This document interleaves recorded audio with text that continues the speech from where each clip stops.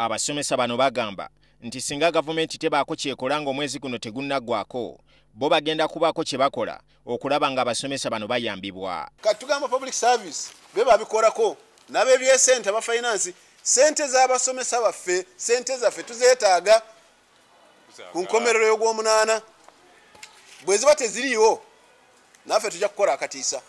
Gye buvuddeko kyazuulibwa nti obuwumbi bwa siringi 7 zaali zibulidde mu kusasula abasomesa ab'empewo ekyawaliriza omukulembeze w'eggwanga okulagira Ssaabaminisita ateekebwa okunoonyereza ku nkalala z'abasomesa bano.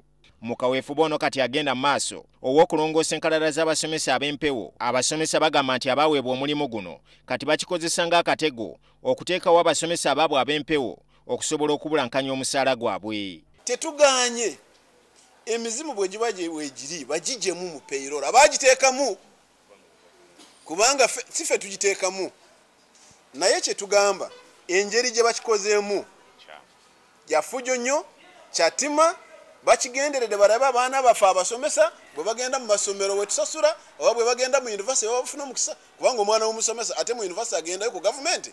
Wabula minisitule evunaanyizibwa ku nsonga z'abakozi evuddeyo okutangaza ku nsonga zino. So the Auditor General recommended that one, government is losing over 70 billion in ghost payments or irregularities to unknown recipients.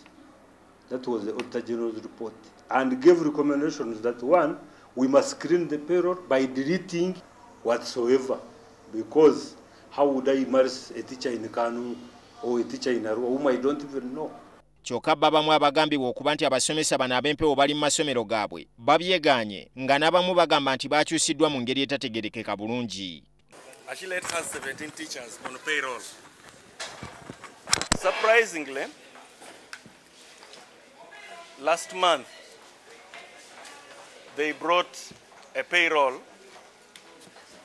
from public service reflecting 17 teachers who were not existing in the school.